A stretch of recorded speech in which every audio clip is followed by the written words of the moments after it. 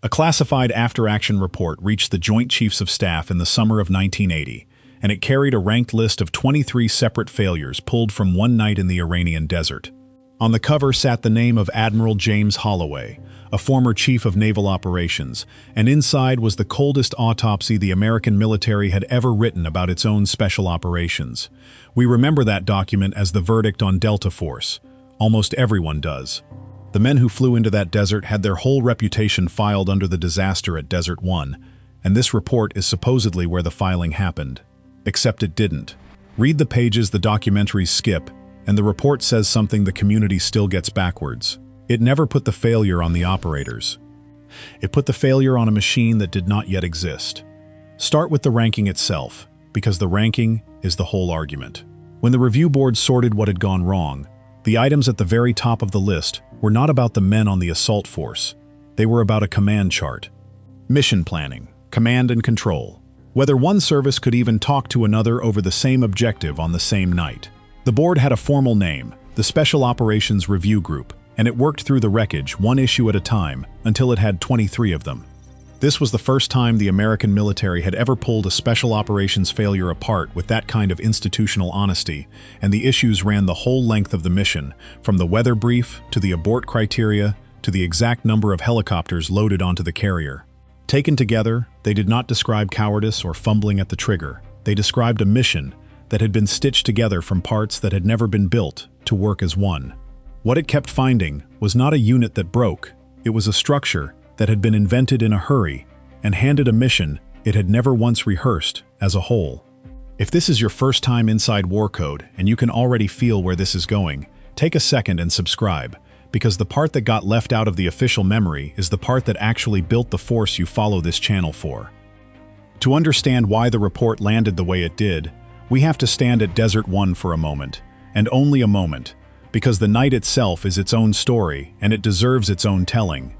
In April of 1980, on a salt flat roughly 200 miles southeast of Tehran, 8 helicopters lifted off a carrier deck and flew into the dark toward a refueling point in the middle of nowhere. The plan needed 6 of them to keep going. 2 fell out along the route, a third rolled into Desert 1 with a failed hydraulic system, and just like that, the force was under the floor. The commander on the ground made the call to abort, which was the correct call and the responsible one. Then, in the middle of repositioning to leave, a helicopter with the call sign Bluebeard 3 drifted into a tanker aircraft called Republic 4, and the refueling point turned into a wall of fire. 8 Americans died on that salt flat, 5 of them airmen, and 3 of them Marines. That is the image the whole world kept, a burned aircraft on the desert floor, and hostages who were never reached. And here is the seam the report found underneath it. The men in that desert did exactly what they had been trained to do. Delta had been stood up barely 2.5 years before that night, back in 1977, built for one purpose above every other, hostage rescue, and the operators had drilled that one skill until it was reflex. They were new, but they were ready. The thing they were plugged into was the part that had existed for about a week. The joint arrangement above them, the borrowed aircraft, the split chain of command, all of it had been assembled for this single mission and had never once been run at full scale. This is where the myth and the document split apart, because the report that everybody treats as the case against the unit reads, page after page, as the case against an improvisation. There was no standing joint command that owned this kind of mission in peacetime. There was no headquarters that had drilled these specific units together before the week they were told to go. Command and control was fractured across services and echelons, so authority over the pieces was split, and no single hand held all of it on the ground. There was no shared joint doctrine for a raid on this scale, no common playbook the branches had trained against together, so each element showed up carrying its own habits and its own radios to a mission that demanded one voice. Air crews, operators, and planners from different branches were introduced to each other and to the plan almost at the same moment. The secrecy that kept the mission alive also kept it from ever being rehearsed as one integrated whole, or reviewed by an outside eye, and the review group named that directly. Communications between the pieces were thin. The helicopter force carried no margin at all, so the loss of a few airframes to sand and mechanical trouble was enough to collapse the entire operation. Now set all of that against what the review group actually concluded about the mission itself, because this is the sentence that never makes the highlight reel. It judged the concept valid. It called the planning and preparation generally adequate. It said the odds would have improved with a bigger helicopter force and a full dress rehearsal, not with different men in the aircraft. The operators were never the finding. Put it in the plainest words the report will bear, and it comes out like this. Delta was not the reason the mission failed. The absence of a system to carry Delta was the reason. Look closer at the helicopters, because the aviation piece is the clearest proof that the problem was structural and not human. The aircraft at Desert One were Navy Sea Stallions, and their normal day job was sweeping mines out of the ocean. They were pulled onto the deck of the Nimitz under the cover of a mine-sweeping deployment, and they were picked mostly because they had the range, they had the payload, and they fit on the carrier. The Navy crews who flew the mine-sweeping mission were swapped out for Marine pilots brought in for the assault. Sit with what that actually means. On the single most demanding night the country had asked for in a decade, the airframe was a compromise and the men flying it had been assembled for the occasion, because nowhere in the entire United States military was there a standing aviation unit built to fly special operations deep into hostile territory in the dark. That was not a Delta problem, that was a hole straight through the whole force, and the report saw the hole for exactly what it was. So the review group did something far more useful than hand out blame. It wrote a blueprint. 2 recommendations sat at the center of it. The first was a standing counter-terrorist joint task force, a permanent headquarters that would own these missions in peacetime so that nobody would ever again be introduced to the plan the same week as the raid. The second was a standing advisory panel of senior officers, active and retired, there to keep special operations from sliding back to the margins the second the crisis cooled. The first recommendation is the one that rewired everything. On the 15th of December of 1980, only months after the report reached the Joint Chiefs, the Joint Special Operations Command stood up at Fort Bragg. JSOC was the direct answer to the line at the top of Holloway's list. No more ad hoc. There would now be a joint headquarters whose entire reason for waking up in the morning was making sure the pieces had trained together long before anyone needed them at 3 in the morning on the far side of the planet. The command was only half of the wound. The other half was that borrowed minesweeper hovering over Desert One with a cracked blade and a belly full of fine sand. Aviation was the most visible failure, so the system built an entire unit whose only reason for existing was that failure. The Army went straight to the people who could already fly a helicopter low and fast in the dark, the aviators of the storied 101st at Fort Campbell, and pulled them into a task force with a single blunt mandate. Never again would an operation come apart for lack of pilots who could put an aircraft exactly where it needed to be, exactly when, in total darkness. They called it Task Force 158 at first, after the aviation battalion that gave up the most men to it. And within a year, it had a permanent home and a new number and the name its enemies would come to fear after dark, the Night Stalkers. If you have been riding with this channel for a while, this is the tribe those reforms built, so this is the place to say it. The cadet tier is the door in. You get every drop a full day early, your name in the shout-out, and the tab, because if you have made it this deep into a video like this one, you are already one of us. They even pulled the small light helicopter of the Vietnam years back out of retirement and reworked it, the little bird that would go on to become the signature ride of the close-in assault. The standard they set for themselves bordered on inhuman, to arrive over a target within a handful of seconds of a planned time, at night, without lights, at treetop height. That precision to the second was exactly what the Desert Force had never had, and now it became a standing capability the country could actually count on. The aviation failure at Desert One did not just get studied and shelved. It got turned into a standing capability that this country has leaned on in nearly every serious night operation since, and it became the wings that JSOC and the unit fly on to this day. The last piece took the longest because it needed Congress, and the brass did not want it. A joint command and a dedicated aviation regiment had fixed the tip of the spear, but they had not fixed the way the wider military still treated special operations as an afterthought to be starved between wars. Fixing that took a law, and really it took 2.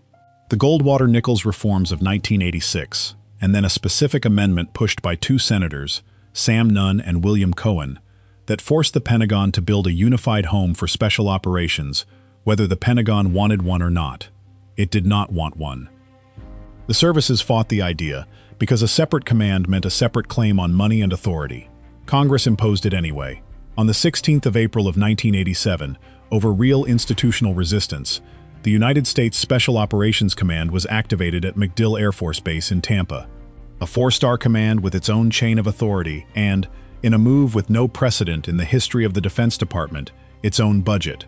Special Operations got its own money line, its own program, so it could buy the equipment peculiar to its work instead of standing in line behind the services for scraps. That budget is the quiet part that mattered most, because money is what makes a priority permanent. And there was hard history behind that word, permanent. America had built elite special units before and then gutted them the instant the shooting stopped. The way it dissolved its wartime commandos after the Second World War and let the capability wither again after Vietnam. Left to habit, the force that failed at Desert One would have been quietly starved a third time. The new command also finally put the whole community under one roof, the Army's Green Berets and Rangers, the Navy's SEALs, and the Air Force's Special Operators all answering up one chain to a single headquarters. The exact inter-service fracture that had split the Desert Force apart was now closed by organization chart. Everything the improvisation at Desert One had lacked, a home, a single commander, a rehearsal schedule, and a checkbook, was now written into federal law and impossible to skip. The absence the report had described was, 7 years later, a permanent institution with a four-star general standing at the top of it. And then the machine got tested on the exact kind of mission that had broken the country in the desert. The real proof came almost a decade later, on a night in December of 1989, in Panama City, at a prison called Modelo. An American named Kurt Muse was locked inside, and the dictator's guards had a standing order to put a bullet in him the moment a shot was fired near the building. This was a hostage rescue behind enemy lines, delivered by helicopter in the dark, the same one-sentence description that had ended in fire at Desert One. This time the sentence was carried out by the machine the report had forced into being, and the rescue at Modelo was only one piece of a far larger night. Acid Gambit opened Operation Just Cause, and across Panama that same evening, the reformed community ran a whole set of special operations at once, coordinated, rehearsed, and commanded through the very kind of joint headquarters the report had demanded. Running several of these missions in parallel and keeping every one of them in step was the exact capability the ad hoc force could not manage for a single mission back in 1980. The little birds of the Night Stalkers came in low over the rooftops. Delta operators went in from the roof, blew the door off the cell, put their own bodies between Muse and any hidden gun, and told him they were there to take him home. Then something happened that shows just how far the force had come between 1980 and 1989. On the way out, the helicopter carrying Muse came down hard in the street below. At Desert One, a downed helicopter had meant the end of the mission and the end of 8 lives. In Panama, the machine simply absorbed it. Wounded operators took cover, signaled a gunship circling overhead, and a follow-on force in an armored vehicle rolled straight in and pulled everyone out, because somebody in the new system had already planned for an aircraft to go down. Kurt Muse came home alive. That was the answer. And notice what the answer really was. It was never one unit marching back into the desert to clear its own name. It was a whole system doing, almost routinely, the thing that no system had existed to do in 1980. It is worth stopping on the price of all of this, because it was not paid in paperwork. 8 men died on that salt flat, and nearly every reform that followed traces straight back to them. When the aviators who became the Night Stalkers took their 2-word motto, "Never again," those 8 men are who they meant. The Joint Command, the Aviation Regiment, and the 4-star headquarters were all built so that those deaths would never have to buy the same lesson twice. The country took the worst night in the young history of its Special Operations Force and refused to let it go to waste. So the next time a documentary tells you the Holloway report was the moment the establishment turned on Delta Force, you know exactly which page to turn to, because it says the opposite. The men were never the question. The machine was missing, and that report is the reason the machine got built. The Joint Command, the Night Stalkers, and USSOCOM are not trivia for a patch collection. They are the direct output of 23 honest findings about one terrible night. Here is the argument worth having down in the comments. If that entire system had already existed in 1980, do the hostages come home? Make your actual case below, because that is exactly the debate this community was built to have. And if you want these stories the way they exist past the public retellings, the after-action detail that never survives a broadcast, the official tier is where we keep the version with nothing filed off. Delta answered at Desert One. It just answered by helping build the thing that made sure no American operator would ever be sent in naked again. Scene pari. The men were never the reason it failed. They turned out to be the reason it never would again.